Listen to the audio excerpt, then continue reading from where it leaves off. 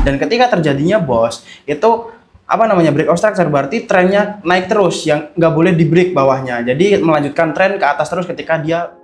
Oke, halo teman-teman semuanya, balik lagi bareng aku Adi ya di sini ya. Di sini aku akan bahas mengenai materi edukasi yang dimana itu structure market. Structure market itu ada dua yaitu MSS dan BOS ya.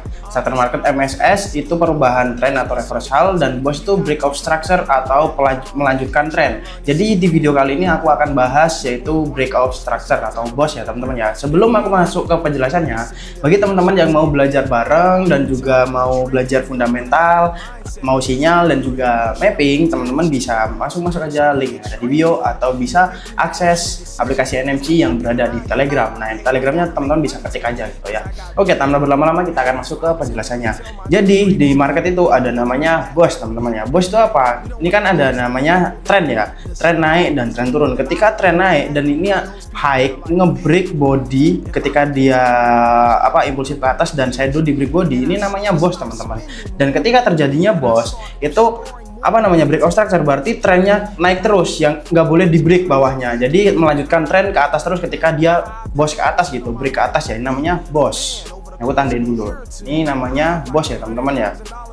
Nah terus ini bentar, kurang besar nih tulisannya, aku besarin dulu. Ini BOS, dan juga ini kan high-nya di atas, low-nya di bawah. Jadi kalau misal break ke atas terus, dia ngelanjutin tren naik terus gitu, belum reversal. Jadi batasnya berada di bawah. Dan juga ini break ke atas lagi, dan ini break ke atas lagi gitu. Nah, ini break ke atas, jadi BOS lagi di sini.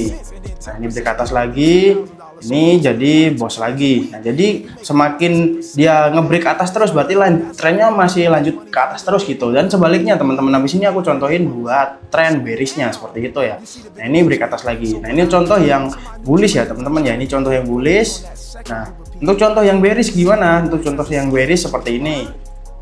Nah, ini contoh yang bearish. Kalau bearish, dia yang wajib di break itu low-nya. Jadi low-nya yang di break bawah terus gitu. Ini break bawah, jadi dia lanjutin tren turun. Nah, ini turun, nah kan bearish nih, turun, naik, turun. Jadi ini trennya bearish yang sebelumnya.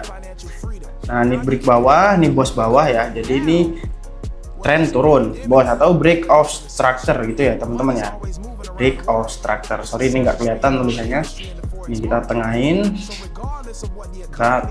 Oke. Nah, ini BOS, dan ini ngebreak bawah lagi. Nah, sini contoh untuk yang bearish ya teman-teman ya, BOS bawah. Jadi bearish, ini bullish ya. Ini contoh bullish, ini contoh yang bearish. Oke, mungkin cukup simpel aja untuk penjelasan structure market yaitu break of structure ya. Teman-teman bisa komen aja mau dibahas apa lagi tentang materinya, dan next video selanjutnya aku akan bahas MSS. Apa itu MSS? Market Structure Shift. Oke, see you the next day dan see you the next video. Bye bye.